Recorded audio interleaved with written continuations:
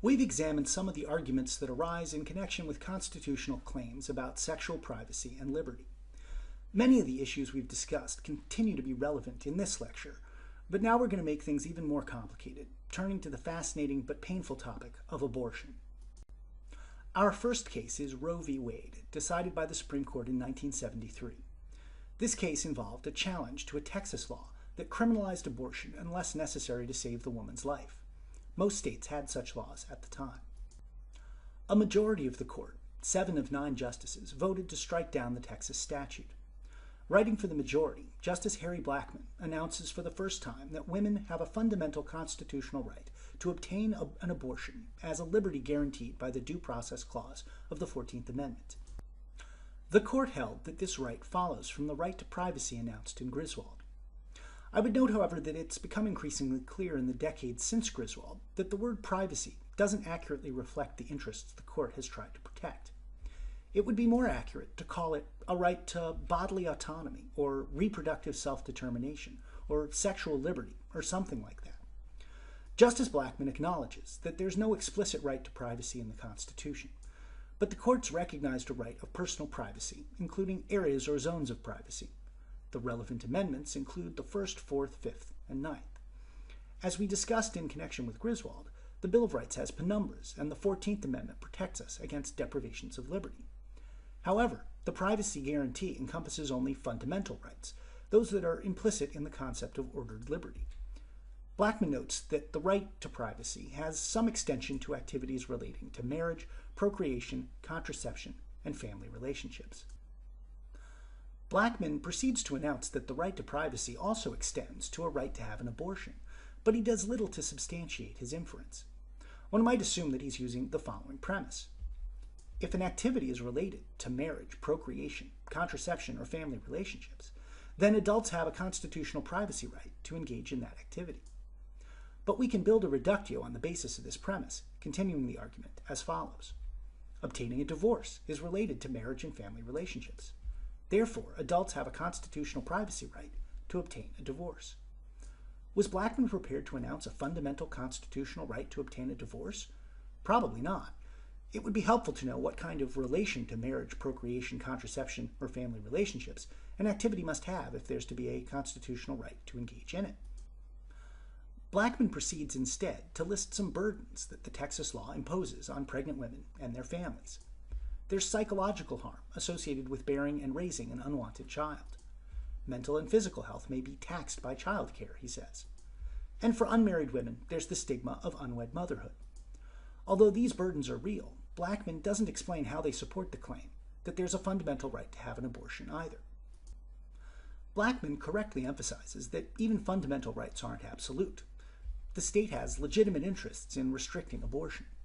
These include safeguarding the pregnant woman's health, maintaining medical standards within the state, and protecting potential life. The right to privacy doesn't give you an unlimited right to do with your body as you please.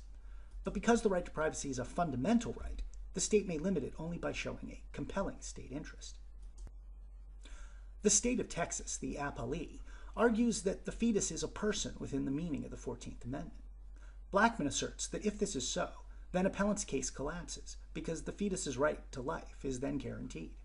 In a few minutes, we'll discuss Donald Regan's argument, which contradicts that assertion. In any case, Blackmun proceeds to argue that the fetus is not a person for the purpose of the Constitution. The text of the Constitution doesn't define person, but no usage of the term in the text suggests that it would apply prior to birth. Blackmun also notes that abortion was less restricted in the 19th century than it was in 1973. The majority concludes that the fetus isn't a constitutional person. However, the fact that the fetus is not a constitutional person doesn't entail that the state has no interest in protecting it. Texas argues that life begins at conception, and that the state has a compelling interest in protecting such life. Blackmun doesn't claim that Texas's position is unreasonable, but neither does he simply defer to it. He implies that Texas can't assert a compelling interest in protecting fetal life unless the court accepts the claim that life begins at conception. The court neither accepts nor rejects that claim. Blackmun says that the court can't answer the question of when life begins. It's a controversial question in medicine, philosophy, and theology. Physicians usually focus on one of 3 points in time: conception, viability, or live birth. They don't unanimously treat conception as the point at which life begins, nor has the law endorsed any theory that life begins before live birth. The law doesn't generally accord legal rights to the unborn. Texas asks the court to adopt one, quote, theory of life and override the rights of the pregnant woman, but the court refuses to do so. It's unfortunate that the Roe Court, in much subsequent debate, treats the basic question as when does life begin? It's unfortunate because this language conflates several questions that philosophers try to keep separate. Here are just 4 of them. At what point does a fetus become alive? When does a new human organism come into existence? When does a new person come into existence? What moral status does the fetus have at various points in time? Which of these questions is relevant to whether the state has a compelling interest in restricting abortion?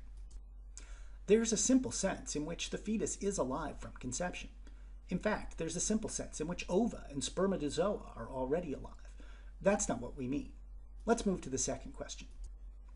Most philosophers and biologists hold that a new human organism comes into existence either at conception or about 2 weeks later, after fission and fusion are no longer possible. At this point, there's a new sense in which the fetus is alive. Its life in this sense has begun.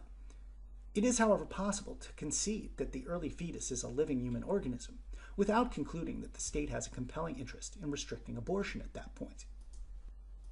The fact that an early fetus is a living human organism gives the state a compelling interest only if such organisms have what philosophers call moral status. In other words, in virtue of what characteristics does an early fetus matter morally, such that the state can assert a compelling interest in protecting it? If the state criminalized breastfeeding babies on the ground that it has a compelling interest in protecting the rights and interests of breast milk, the courts would invalidate that law. Breast milk has no moral status. It has instrumental value as a source of nutrition, but no rights or interests or inherent moral value. One could argue, however, as follows. The state has a compelling interest in protecting the lives of persons.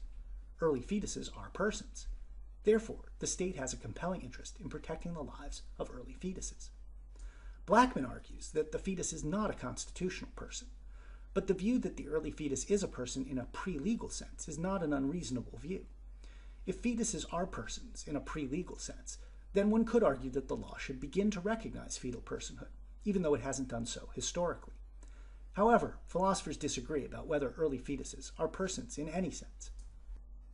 Some would say that a fetus becomes a person when it develops brain activity or the ability to feel. Others argue that a baby becomes a person only after it reaches a certain level of cognitive development, months or years after birth. It's important to understand that an argument for the compelling state interest in protecting fetal life could proceed from a premise of fetal personhood, but it need not do so. The basic issue, again, is the moral status of the fetus. A fetus might fall short of personhood while still enjoying greater moral status than human hair clippings or breast milk or other bodily fluids. Think, for example, of a pigeon or a kitten. Pigeons and kittens aren't persons, but they still have some moral status. The state has legitimate interest in protecting them from cruelty and unjustified killing. The Roe Court makes a compromise. It doesn't announce that fetuses qualify as pre-legal or constitutional persons at any point before birth, but it also doesn't accept that the state has no compelling interest in protecting fetal life prior to birth. Instead, the court announces that the state's interest in protecting the fetus emerges at the point of viability. Viability is the point during pregnancy at which a fetus delivered prematurely would have a realistic chance of surviving into childhood. The court further specifies that viability should be understood as the beginning of the 3rd trimester of pregnancy. It holds that states may not regulate abortion in the 2nd trimester except for the purpose of protecting the woman's health. In the 3rd trimester, however, the state may forbid abortion in order to protect potential human life, except when necessary to preserve the mother's life or health. The important idea is not, again, that a 3rd trimester fetus is merely a potential life. Rather, the idea is that as of the 3rd trimester, the court accepts as not unreasonable a state's contention that the fetus now has a degree of moral status that makes the state's interest compelling. Roe v. Wade left many questions unanswered. It legalized abortion nationwide, but a central step in its reasoning is mysterious. The court effectively relies on the premise that the fetus acquires greater moral status at the point of viability. Blackman asserts that viability is the point at which the state's interest becomes compelling, quote, because the fetus then presumably has the capability of meaningful life outside the mother's womb, unquote. But he doesn't explain why that's a legally or morally significant characteristic. He doesn't explain why a fetus that's temporarily incapable of surviving outside the womb lacks moral status. A man who's temporarily dependent on a respirator or a nurse does not thereby lose his moral status, nor does Blackman explain why a fetus that could survive outside the womb thereby acquires moral status. Perhaps he's reasoning that the fetus acquires at viability, a characteristic that it shares with newborn babies. This is true. But the reason it's wrong to kill a newborn baby isn't that the newborn is somehow self-sufficient. It isn't. The baby and its mother are independent of one another only in the sense that the mother is no longer physically burdened by pregnancy. Viability doesn't end pregnancy, nor does it render the fetus self-sufficient. Viability is relevant to the moral permissibility of inducing labor or performing a cesarean section. It's not obviously relevant to the moral status of the fetus. Viability might, however, serve as a proxy for a certain level of physical and cognitive development in the fetus, which many philosophers consider relevant to moral status. If the point of viability corresponds roughly to the point at which fetuses acquire substantial moral status, then the reasoning in Roe might be defensible. Some scholars who support legalized abortion are nonetheless disappointed in the Roe court. They want to defend a constitutional right to abortion without relying on the dubious premise that states have no compelling interest in protecting fetal life prior to viability. One such argument is contained in the assigned reading by Donald H. Regan, rewriting Roe v. Wade. Regan's argument is unusual in several respects. It's a legal argument, not a moral argument.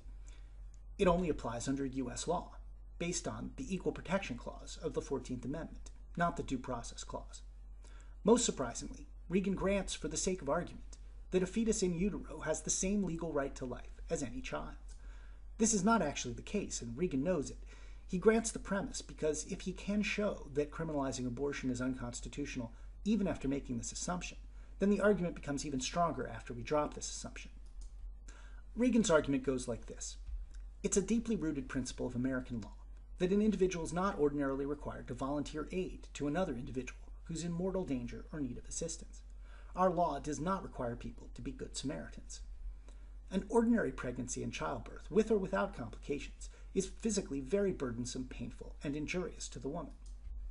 Requiring the pregnant woman to carry the baby to term and deliver it compels her to be a good Samaritan, to suffer serious physical burdens for the sake of the baby. No one but the pregnant woman is required to undertake serious physical burdens for the sake of someone else. Men and non-pregnant women are rarely required to give aid to others, and they're never required by law to do so, when doing so might be physically injurious to them. Therefore, laws that criminalize abortion effectively single out the class of pregnant women and deny them the equal protection of the laws. If Regan's argument is sound, then it leaves us with only three logically possible options. We could abandon or modify our equal protection jurisprudence so as to allow similar cases such as these to be treated differently. We could require everyone, not just pregnant women, to give aid to others in similar circumstances. Every state that wanted to criminalize abortion would therefore be logically required to enact Bad Samaritan laws that were much stronger than any actual Bad Samaritan law. We could keep abortion legal, much as it is today. Notice how Regan attempts to neutralize the claim that states are justified in restricting abortions because they have a compelling interest in protecting fetal life.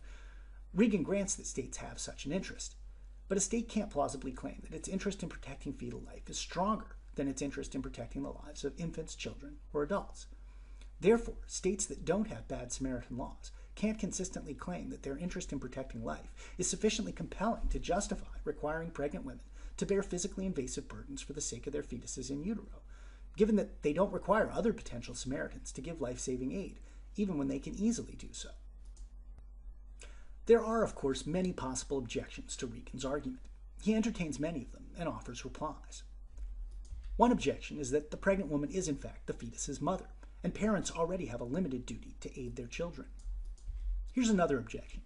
The state can argue that it has a compelling interest in protecting life, both before and after birth. But it has reasons not to impose a general duty to rescue, and these reasons don't apply to the special case of pregnancy. For example, Bad Samaritan laws can confuse bystanders regarding the scope of their legal obligations. How much am I required to do to help others in distress? By contrast, the pregnant woman has a clear idea of what's expected of her. It's not an emergency situation in which quick judgment or expertise are required. A pregnant woman has time to consult with a physician about what the fetus needs. Bad Samaritan laws can also create perverse incentives for criminals to pose as strangers in distress, only to lure unsuspecting bystanders into traps. Fetuses have no history of such nefarious plots. The point is that there are extrinsic, practical differences between an ordinary Samaritan situation and a pregnancy. Perhaps these differences have enough legal significance to meet Regan's equal protection challenge. You were assigned another abortion case, one that was decided in 1992, 13 years after Regan's article was published. The case is Planned Parenthood v. Casey. This case retains the emphasis on viability from Roe v. Wade, but the Casey court implements the viability standard in a new way. The court observes that new advances in medical technology have made it possible for younger fetuses to survive outside the womb. The point of viability has shifted since 1973. The court therefore rejects the trimester framework. States are now constitutionally permitted to ban abortion at any point after viability, even if that falls in the second trimester, provided that there are exceptions for the life or health of the woman. The court also introduced new language to describe the standard for evaluating restrictions on abortion, the undue burden standard. States must not regulate abortion in such a way as to impose an undue burden on the woman. A regulation imposes an undue burden if it has the purpose or effect of placing a substantial obstacle in the path of the abortion seeker. In its continued reliance on viability, privacy, and the Due Process Clause, Casey is hardly the rewrite of Roe v. Wade that Regan advocated, but it's now the law of the land.